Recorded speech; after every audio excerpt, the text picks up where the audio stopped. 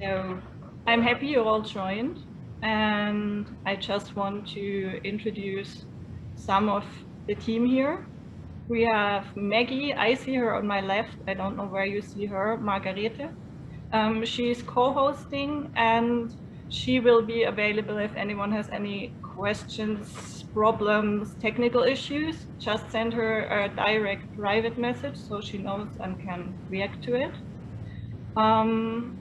Then we have Frank Labitzke. He's also part of our team and will later join our panel and introduce himself more. I just keep it really short here.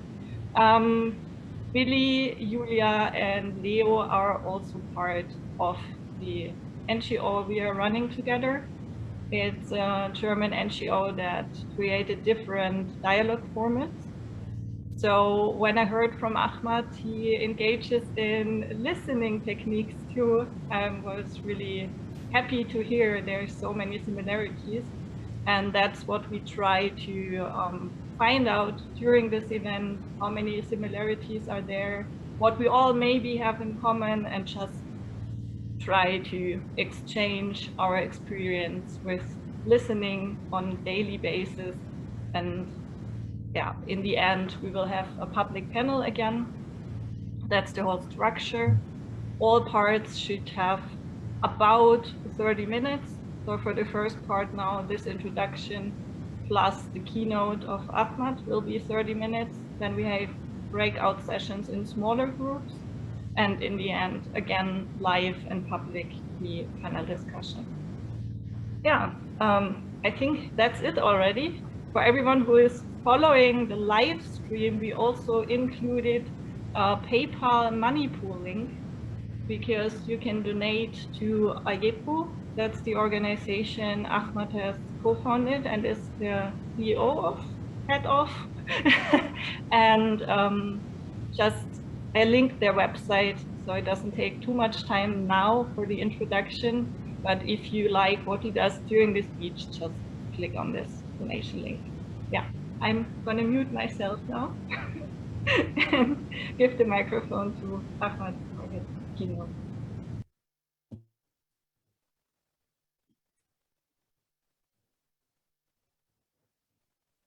All right, thank you very much, Lena,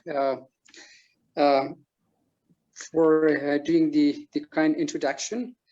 I feel humbled and honored to have the opportunity to share some ideas and thoughts about Afghanistan Youth Empowerment and Peacebuilding Organization, and also to share a number of thoughts about dialogue, about listening, and how dialogue and listening can be used to bring people together, to create bonds, and to help provide friendship, transformation, peace building happen.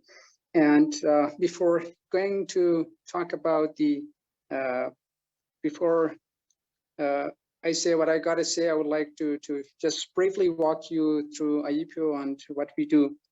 So Afghanistan Youth Empowerment and Peacebuilding Organization is the Afghan youth-led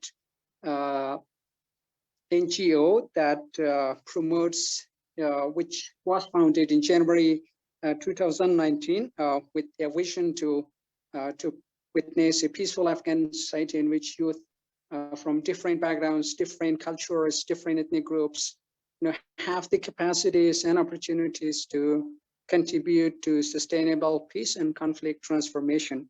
And since its inception in January 2019, AYEPO has persistently engaged with youth, across the country, providing, training tools and programs for them that can help them in their personal life and also in their peace building journeys. So basically, since its inception, our work has reached and touched hundreds of young Afghans across the country, while equipping them with the tools, knowledge, and capacities that they need to become agents of change within their communities. And AYEPO is also a purely volunteer-run organization where all the activities, the programs are managed by a a team of volunteers who dedicate their time, their support, their energy, and everything that has made everything possible so far. And coming to talking about dialogue, or the significance of dialogue, or the role and impact of dialogue in the context of peace building in Afghanistan, I would like to give you a little bit of background and come and talk about the impact or the significance of dialogue in promoting peace in Afghanistan. So Afghanistan is a country which has faced and experienced constant conflicts in past 4 decades, which not only destroyed the physical structure of the society, but also brought distractions, not only physical, but also the social and cultural structure of the society, bringing division, discrimination, injustices, and many more problems into the society. And there have been many factors that have contributed to the continuation of these conflicts, but there are certain problems or issues that stand out, like, for example, the illiteracy, lack of awareness, and maybe insecurity, maybe lack of cooperation between people, and many more. And one of the things that stands out of them is that lack of opportunities and spaces which engage and which bring people of different backgrounds and communities together, so that they share together, or they dialogue, they talk about themselves, about their communities, or about the problems that they have, and many more. So it is one of the reasons that there is this much of maybe division, misconception, prejudice among Afghans, particularly among Afghan youth. So talking about peace building or promoting peace through dialogue, I would like to share about AYEPO and how we try to do that. So as a peace building, as a youth empowerment and peace building organization, AYEPO uses dialogue, or one of the approaches that AYEPO is taking is organizing different dialogues between the youth. In AYEPO, we have many trainings and programs in which of them we use, or we have dialogue or story sharing as a main component of each program that we do. There are certain programs that we have, like dialogues particularly, but there are other programs that beside dialogue we have training component into that. But in that, we, in all of our programs, particularly those that has this particular the dialogue and story sharing, we host youth coming from different backgrounds and communities. We host them, and some of them are nervous when they when they come together for the first time. They don't know how they would relate with others who are like unfamiliar with them, who come from different backgrounds or different places. When they come together, sometimes they talk about many issues, and most importantly, they talk about themselves, about the challenges they face in their communities. They talk about how they celebrate different occasions within their communities, and they share stories, they exchange ideas, and find common grounds. As a result of sharing ideas, listening to each other's perspective, they began to relax and enjoy each other's differences. Even some of these youth or some of these young people have not met each other before, but it feels like through sharing, they grow closer to each other. They build a community that respects differences. They grow together in a way like it feels like they are a family. When they come together at first, you can see a bit of nerve and anxiety that exists, or that you can spot on their face. But as they share stories, as they engage in conversation, you feel like that sense of seriousness or bitterness wears off, and what remains is this friendship, this understanding that comes, and it testimonies the fact that dialogue and story sharing or story listening can be used as powerful tools to bring people together. And we have found it simply amazing that how it can help. Like, for example, a 1 or 2 day program can be enough to bring people together, to help them to understand each other, not only to to see that that what are in common, but also to see that what are the differences. Because it is always easy to connect with people who come from one family, or who come from the same ethnic group, the same province, the same community. That is easy to interact with them because we find it easy to do. But the hard is to engage with others who are different than us.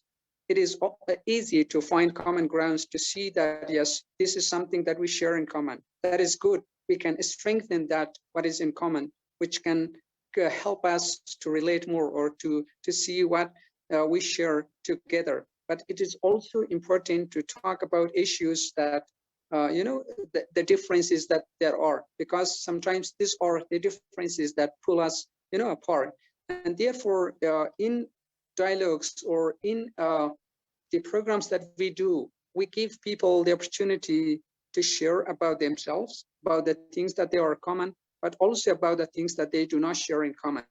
So one of the ways that we use to help people to relate, to feel heard, or to understand the other people is using empathetic listening, which is a component of peace leadership training.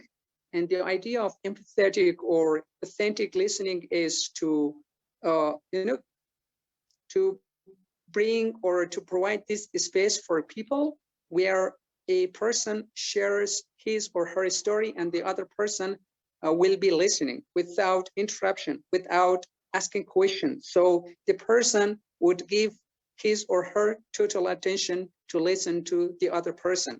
Not only, which this help not only to understand the words, but also the meanings or that there is behind the words. And that way people feel heard. That way people would feel like they are important. Because when we listen to a person, we are not listening to, we do not only listening to the story, but to that person. We not only give value to the story, but also that person. That is the impression that we give when we give total attention to the other. So when a person shares and the other person listens, that way we connect, we feel related, we listen to others' stories, and we also listen to our own stories that there is, and that way we feel connected. So we find it very fascinating to see that how it creates friendship among people. Sometimes there are participants who say that there are certain friends that they have not shared, their stories. But in our programs, they find it particularly encouraging to do that because of that space, because of that they find that they find that courage or that ability to share things that they have not shared with their family or even with close friends. So they share those stuff with total strangers. So it talks about the power of a story, about the power of connection, about power of how this can help to develop relationship, to bring people together, to understand how we are, interrelated, interconnected to each other. So it is about when we listen to each other's stories, it feels like, sometimes if you look, if you see that maybe people are different, people may give different name to God. People might be black, white, brown, yellow, tall and short, but inwardly and psychologically, we are the same. We go, under the same problems. We all face, inward insecurity, anxiety, fear, sense of, loneliness and all that. So when we listen to other stories, we hear our own stories. We see that the problems we have, other people also have these problems. And that way we feel like every one of us is somehow connected to the other person. And that way we feel belonged. And the in Afghanistan, maybe most of the times, or sometimes, one of the reasons that that contributes to the continuation of the conflict in the country is that maybe people of different ethnic groups live in different provinces, in certain regions, for example, and there are not opportunities where they can sit together to talk about themselves, to talk about the problems that they share. So due to these prolonged conflicts, due to the insecurity, people have not had the opportunities to sit together. And there is these assumptions, misconception, prejudice that exist among them. And therefore, they have these prejudice, misconception, assumptions create certain wall of separation between people and do not let them to come together to connect. So what dialogue can help is to bring these people together. Ideas and mindsets are changing. We cannot change what we are unaware of, but we cannot change what we are unaware of. Once we are aware, we cannot help but to change. So if people are provided opportunities, to come together, to share, just to have a little bit of conversation about the community, about themselves, that way they feel like everybody is the same. And those misconceptions that they have heard, those fears off, and what remains is the friendship and sense of belonging and whatever that there is that can help them to come together. So for us, or for guys like us, or for the organizations like ours, or for other organization, youth, what we do is, and what is happening in the country is that more young people come together. More young people try to organize this kind of spaces where they come together, no matter which background they are, they come together, they talk, and they create new ways to connect, to see that though they may come from different walks of life, though they might come from different cultural backgrounds or social or ethnic backgrounds, but still there are so many things that help them to relate, to find common grounds, to forge a new future for themselves. So dialogue, and particularly the story sharing, are the means that can bring these people together. No, we cannot force people to like the other or to hate the other. What we can do is, in peace building, that is true, because we cannot force people to come to hate each other, to love each other. What we can do is to create a safe space and environment where they come, where they talk about themselves, they talk about their communities, they talk about the challenges that they face, maybe as individuals, and those that they face, as a whole community or as a collective group of people. And that way, the sharing, the power of sharing, the spirit of the discussions and conversation that happen between people, either it is, intergenerational dialogue, whether it is inter-ethnic dialogue, or it is intercultural dialogue, whatever form of dialogue is. So the aim is that to bring these people together. The aim is that to have that open heart to listen to others without prejudice, without judgment, just to let the other person to talk about that. Most of the times what happens in listening is, or in peace building, is that we always try to listen, not to, to understand, but to respond. And that is something that, do not lead us to create this kind of relationship that happens. So we always just, sitting, maybe sometimes we come at the edge of a chair just to have, so that the other person finishes and we share. But what we could do is just to listen, to understand the other person. Because in listening, if one person listens completely, attentively, we do not listen just to the words, but we would understand, the meaning that is conveyed, or the meaning that is behind those words. We do not listen partly, but we listen wholeheartedly, or as a whole. And that way we feel connected. That way we feel respected. That way we can build mutual understanding between ourselves. And that way, when small things or a small conversation happens between young people, if they are changed, then families change. If families are changed, it means communities are changing. And that is why it is important that for peace to flourish in the country, we need more dialogues. We need more, opportunities that welcome people, that give them a space where they share their stories. You know, in our country, we deal with so much of problems that we do not have the time or opportunity to listen to each other's. You know, while we listen, maybe it really happens that people listen to each other. Maybe they listen, but it's not authentic listening. In authentic listening, we listen not to respond, but we listen to understand. We listen to connect. We listen to go into that person, to see the feelings that his or her words or stories convey. And when we listen to all these stories, we listen not only to their stories, but our own stories. And that way we connect. So the more dialogue are happening in a country, the more, you know, there is the possibility that people connect together, people come together. The more we do that, the more the chances are that we promote peace at the grassroots level. Because sometimes, or most of the times, peace building comes down to listening, to the dialogue.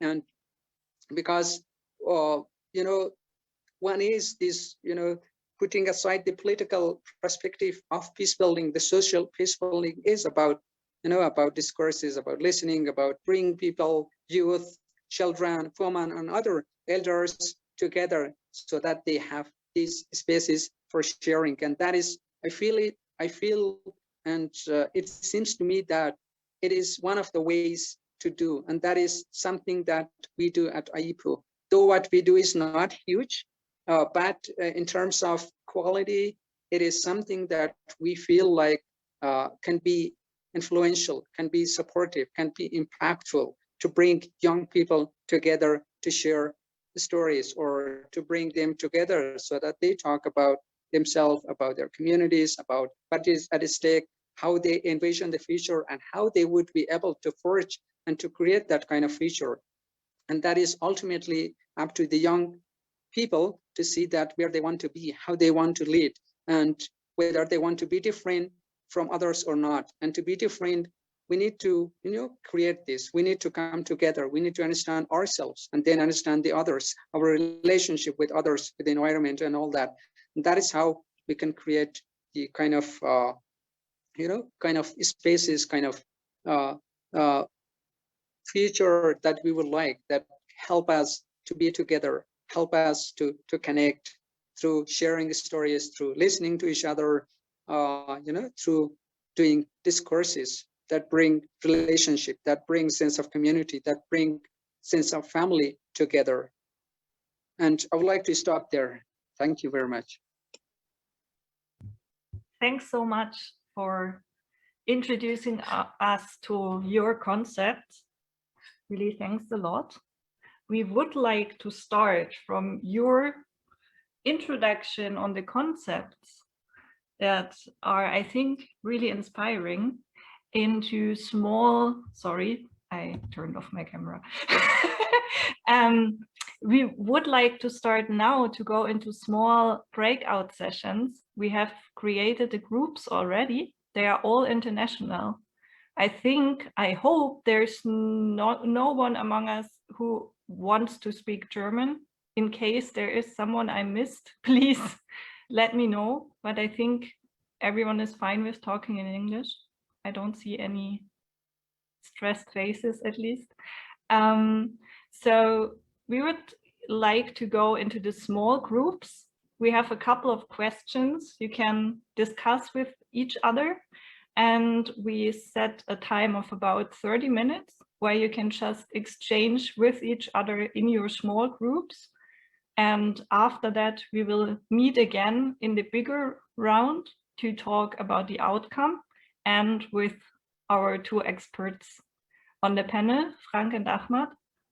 And yeah, I will end the live stream here and restart it when we are back in the big group. So in the smaller groups, I think everyone can turn on the video because only the small groups can see each other. And if there is any questions concerning the break,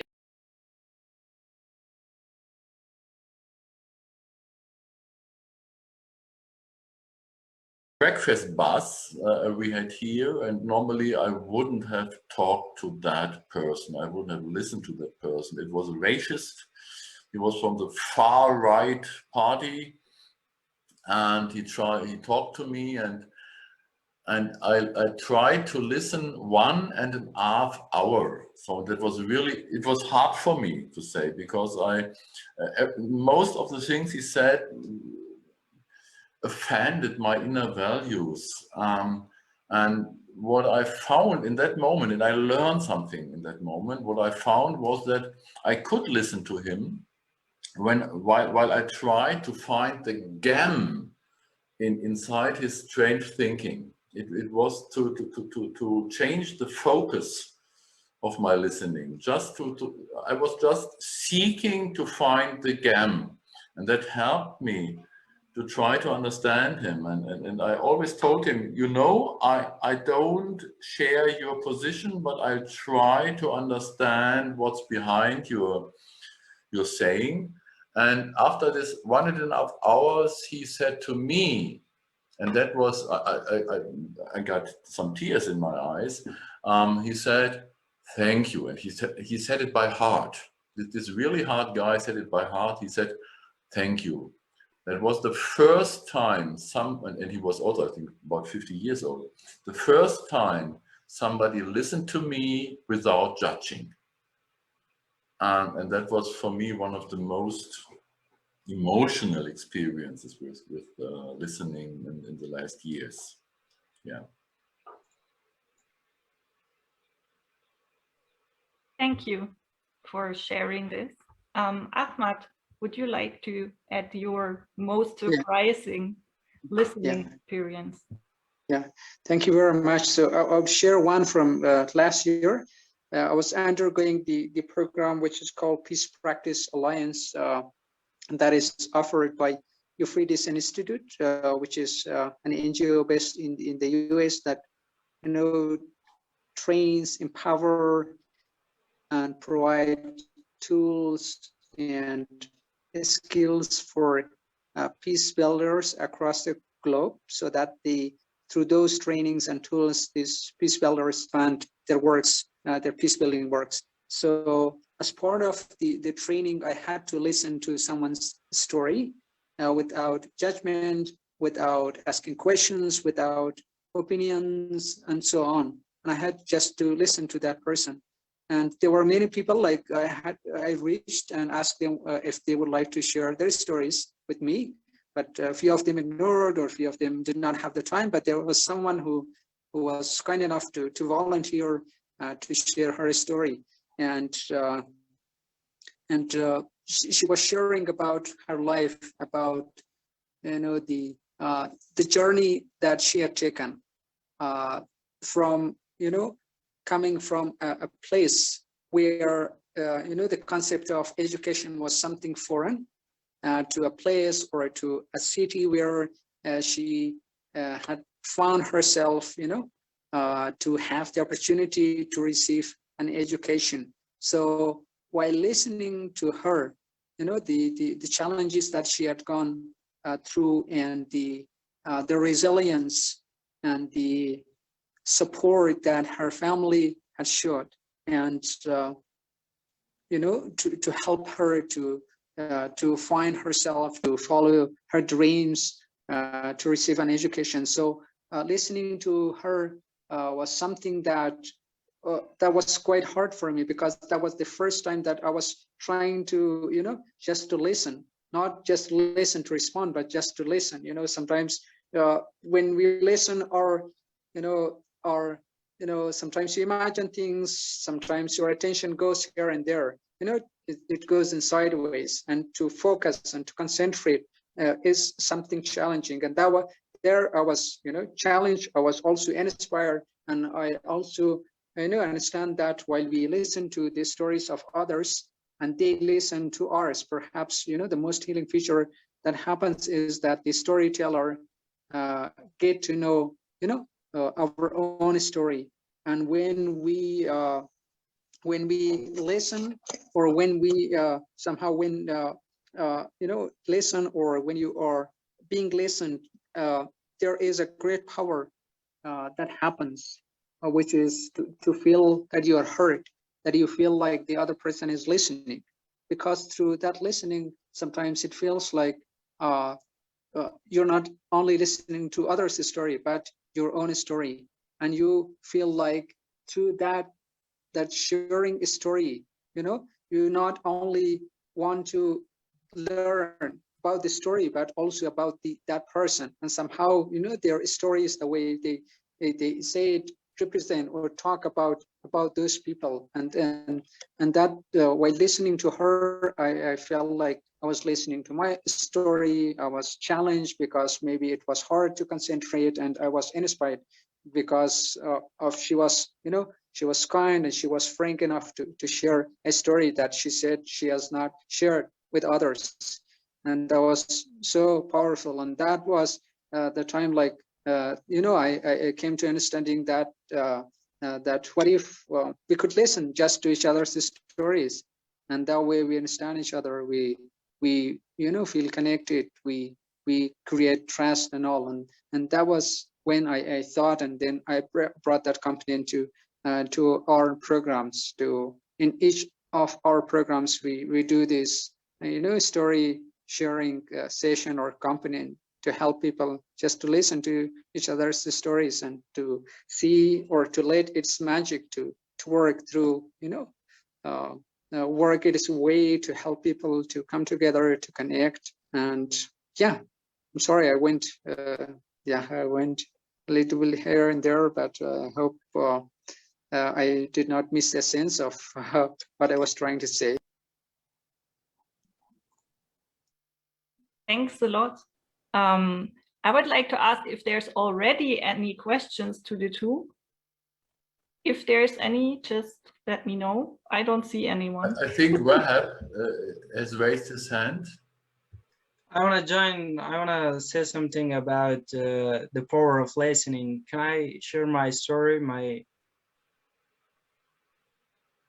We would like to do that in the end. First, it should be if you have any questions to the two. No, I don't have. I thought that I have to share my story too. So it's okay. We can do that later. Just now it's about, we have I think two people who have a question. Okay.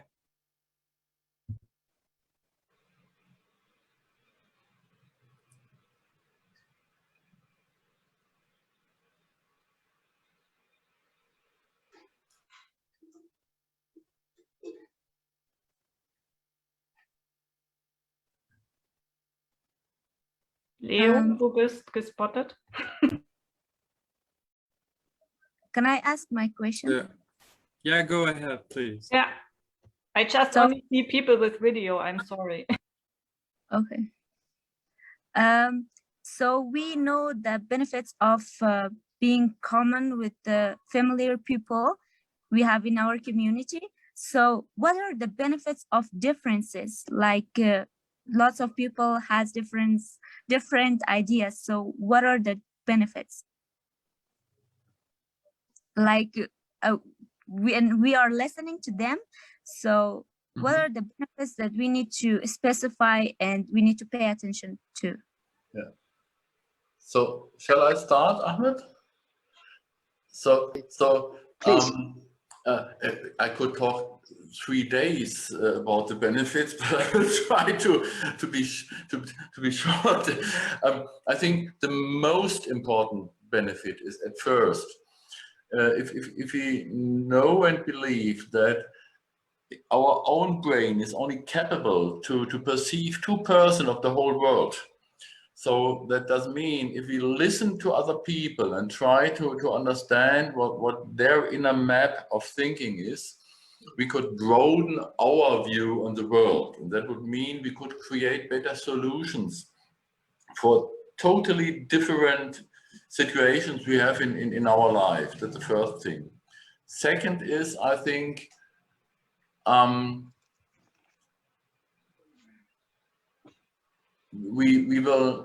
the more we accept that there are different positions and that every position that we come in contact with has some impact in the world, and the more different positions we connect together, the better are the solutions we create for the world. There is a lot of research even done in the 70s of the last century that dictators, people that try to resolve complex situations by themselves, they fail. And to handle complex situations, we need a lot of different positions, and that does first mean to listen to all that positions. So just in short, and just want to give it to Ahmed now.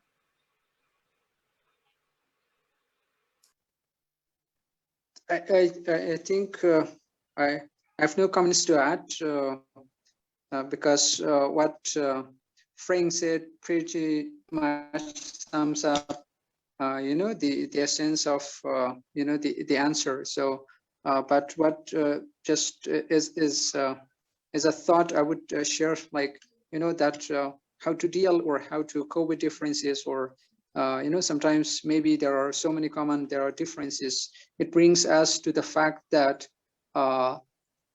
if we look to the impermanence of things, sometimes why in our relationship we create a lot of sentiments, a lot of emotions, a lot of words, a lot of beauty. It is because of not coming to a term to the fact that everything is impermanent, and if we do not accept the impermanence, we go to create those sensations, those feelings, those words, their beauty, to give something, permanence.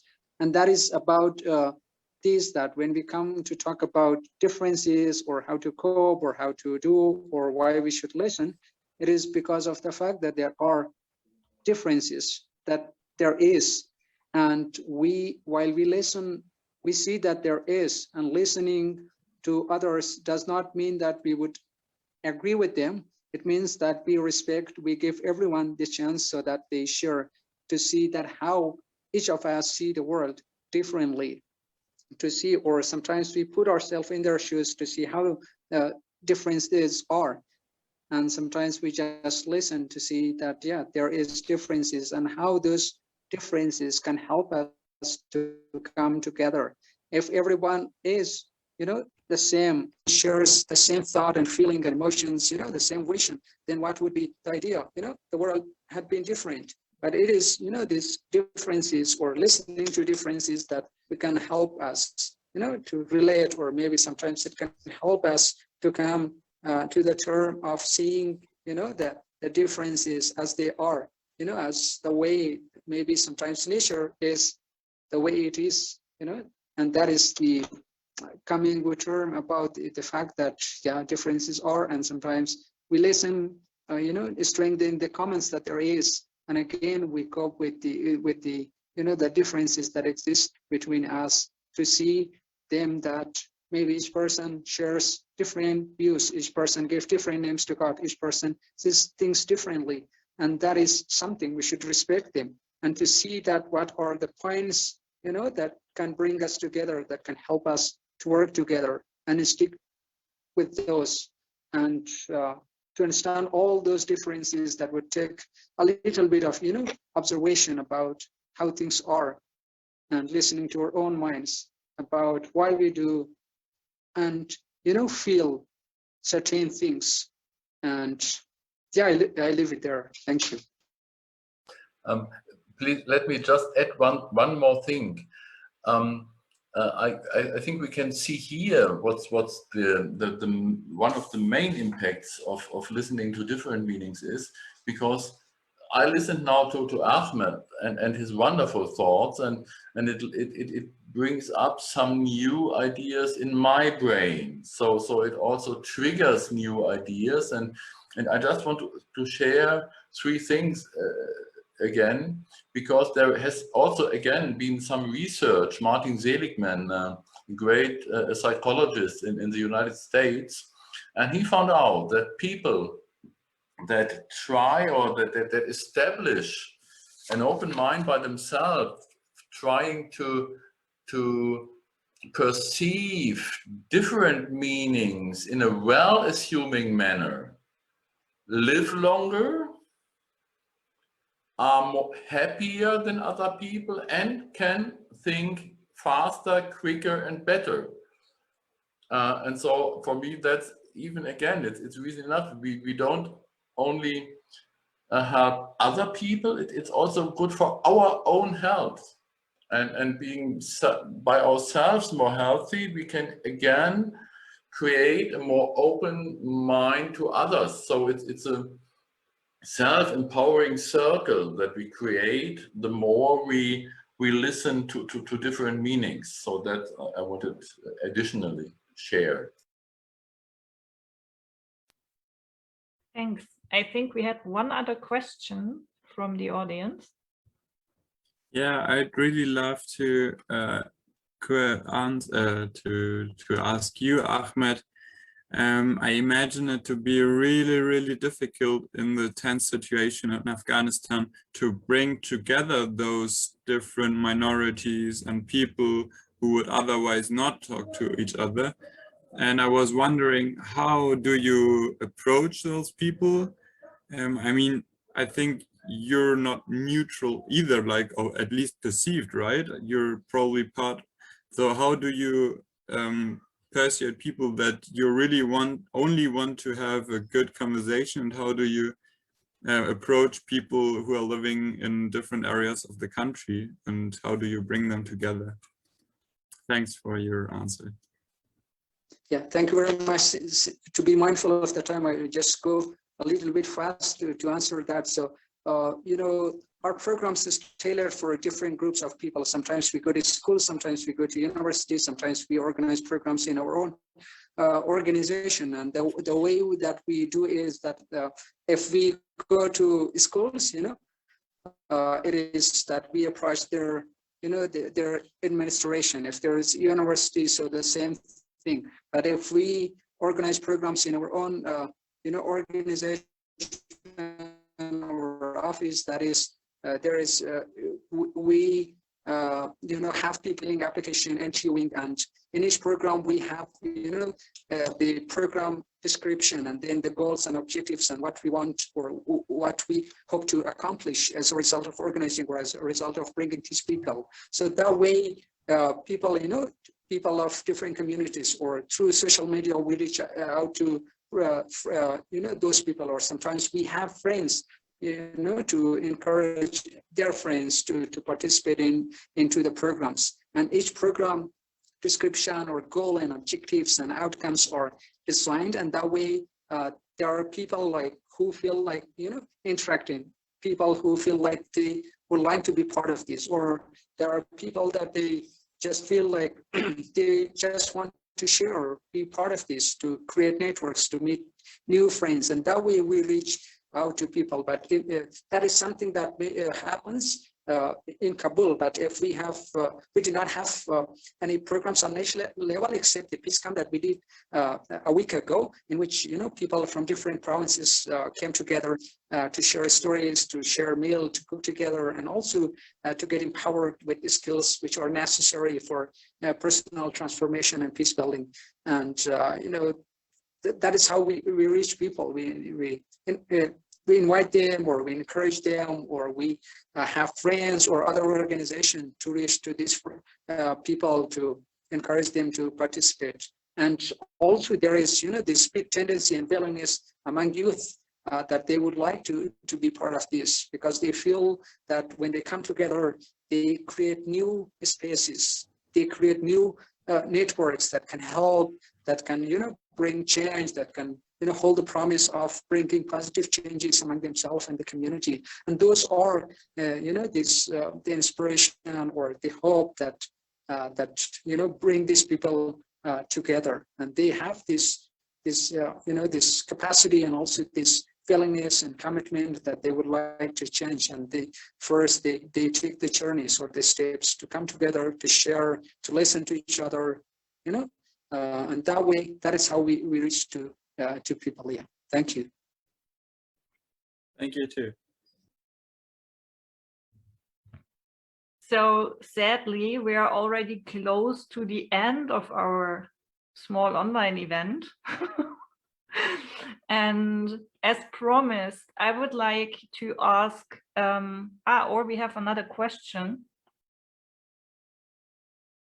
Is it a question to the two? I see one raised hand. Yeah, it is a question. I have a question from Ahmed.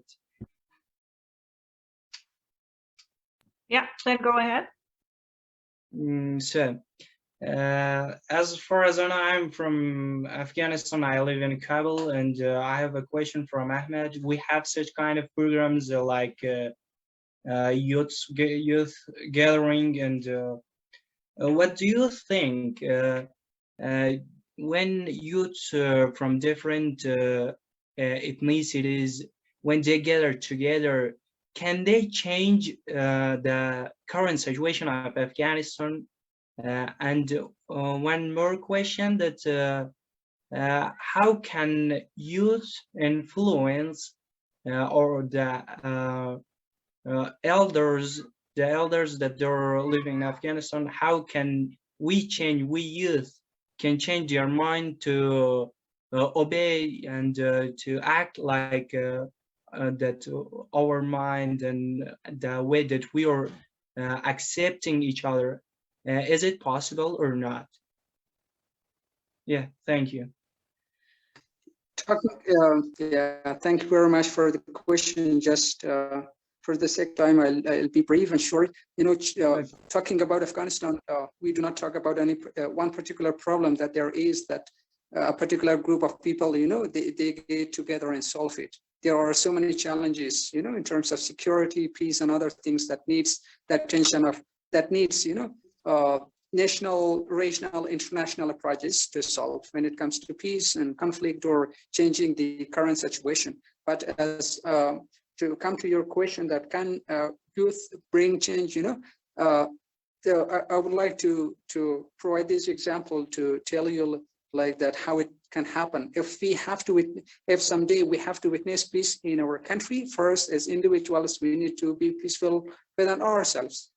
So at first, it is necessary that as youth, we change personally, that we see, you know, there is this misconception, there is prejudice, there is so much of division that exists not only among, you know, the country or other people, but also among youth. How we can, you know, build bridges, how we can come together, how we can remove this. Once we can do that, that is the time that we can change. You know, if one person changes, then that can affect the family. If one family changes, that can affect the neighbor, and that goes, you know, to, you know, goes around, changes the community, or doing changes happening from individuals, in family, then community, and in this society at large. So you can do that, but it's gonna take a lot of time, you know. Sometimes you do something now and you would you can do that, but starting changes to understand others, how to belong to others, how to, you know, see others as they are, not because they come from a particular background, particular, you know, ethnic group.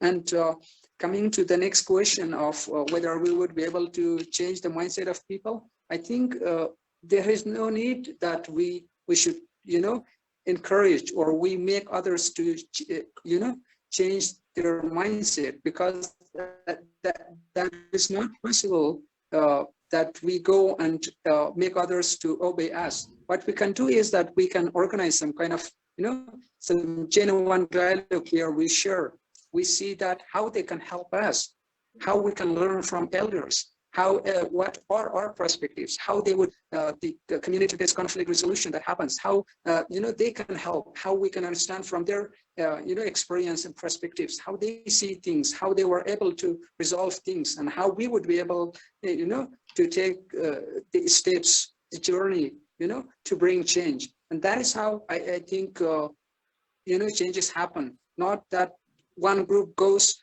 to change the mindset of the other in a way that they should do or obey or go the way that we want to go, but to see that how we can, you know, start these conversations where sharing happens, where we talk about our share our perspective and see that what are common grounds, what are the differences, how they can help us, and how we would be able to help each other, how we learn from them, how they can benefit the way that we see the world, how we can get there, what are the things that they can do to support us to get there.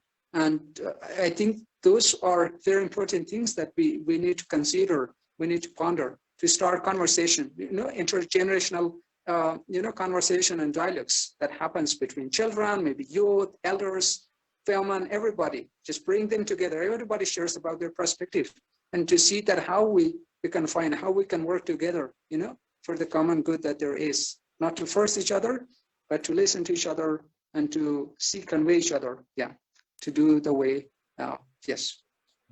And may I am allowed to even add two things, even if I'm not an Afghan expert, and but I'm an expert. I've conducted and facilitated a lot of conflict processes, moderated it, mediated it, and there are two principles that are, from my point of view, most important. The first is small steps that change direction are much more important than some big steps.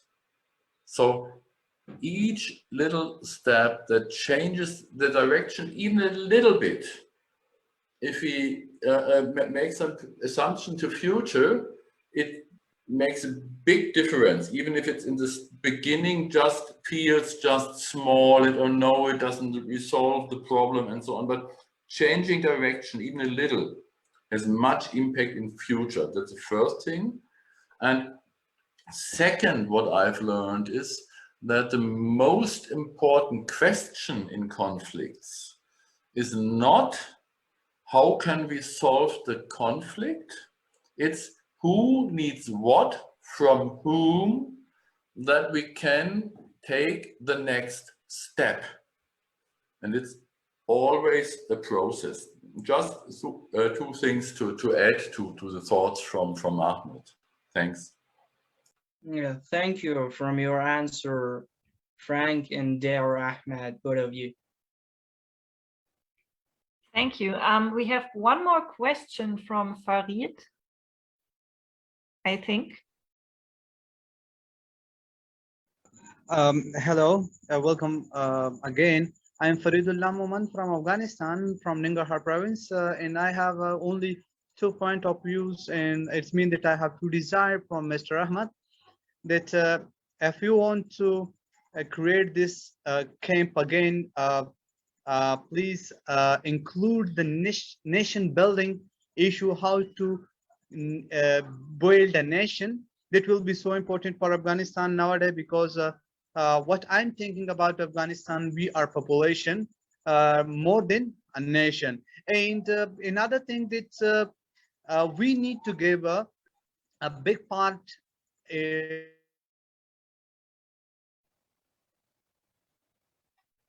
to the minority that they are. I'm working here in Nangarhar. They Your internet connection is a bit struggling. so hard and story, and they are so bad victims. Yeah.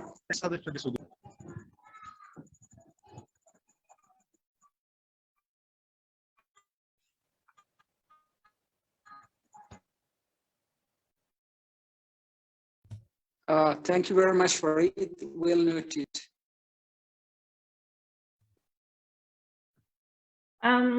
Originally, I planned to do an end round with sharing experience from the breakout session, but we are already far behind our schedule.